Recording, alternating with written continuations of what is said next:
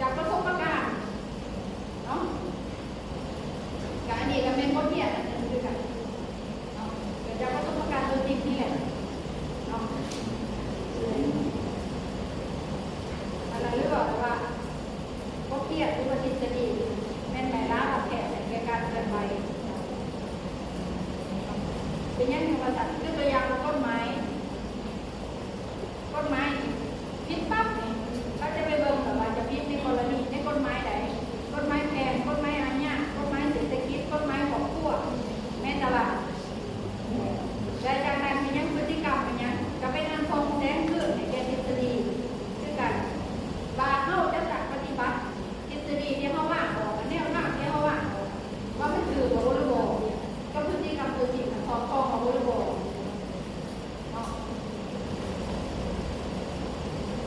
ปัญหาว่าตัวฟองเป็นจะได้เข้าไปในปั๊บตัวเห็นจะได้เทียบว่าเป็นอันนี้ยูเต็มยูสิแต่ว่าแบบไปเห็นแต่มันก็ถือมันก็ไปบ่ได้คือตัวอย่างมาเล่าบาทั้งพงสิแล้วไปยูผู้ไปถือผู้คือทั้งเนื้อทั้งขวานเขาบอกไปถือแพ้ทั้งเขาเนี่ยมันก็บ่ได้แม่จีคือเราไปเคยเห็นหน้าตรงเบี่ยงแต่ไปเห็นหน้าขัดใด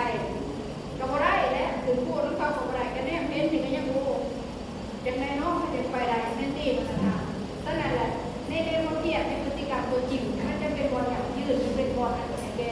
ว่าเพียรการมาให้มันบามันถือหรือมันกินตัวเพียรเอามาพับเอามาแกะให้มันถือให้มันต่อ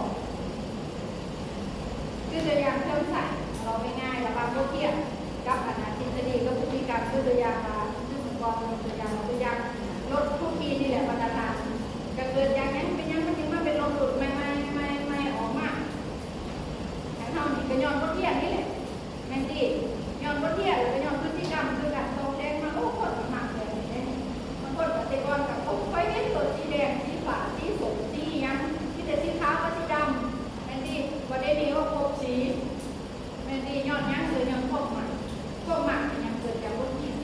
การพฤติกรรมตัวจริงคนมากคนใหญ่ท้ายไปแล้วก็มีคนสื่อร้ายที่นี่เขาเรียกเรามาดีที่นี่ในตัวมาตรฐานอันนี้แหละว่าการพวกมันสำคัญเราจะดีกับประธานเอาไปจะทำปฏิบัติไปคนกลัวเบิ้งตาคนซึมเนาะเรียกในงานของประธานนั่นแหละอยากกับดูที่ได้ดูของคนกลัวพอหรือของทั้งหัวหรือของวางแผนตัวนี้สำคัญสุดในประธานเกี่ยวกับจิตดีหรือพฤติกรรม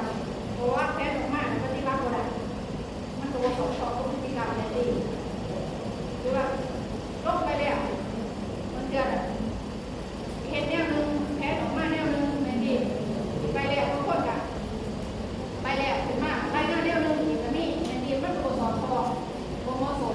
เห็นไหมก็ถือก็ลงมาเอาให้ลงไประดมเงินสาบริจาคเอาปีนี้เนี่ยให้ก็ให้งบประมาณขาดทุนก็สิลงระดมแต่ว่าต่อไปบ่ได้บอกบ่ได้บ้านยังมีแต่ไปเฮ้ห้าบาทนี่ไปกินเหล้ากินเบียร์อยู่มาละได้งานแล้วละเอาสิมันน่ะถ้ามาแต่ว่าพฤติกรรมกับแผนที่เราลงถึงกันบอกขนาดอยู่ในทฤษฎีด้วยในชุดมันโผล่ผ่านมันเกี่ยวผ่านมันเบี่ยงมันทางทั้งหมดเนาะเอาไปนั่งจัดจากปฏิบัติจริงของเราแล้วตำนานบทนี้การสรุปให้น้องๆแน่นอนเนาะถ้าถามว่าจะอ่านตามสูตรยากเลยบทเรียนประธานมีของที่จะมาบวกเพิ่มอีกเราจะได้รับการทั้งทฤษฎีมันเป็นยากมาจังไดเนาะเราจะพยายามให้ประธานนี้ง่ายๆขอได้ง่ายๆพื้นที่มีอย่างอยากเรียนคือโมนะคะ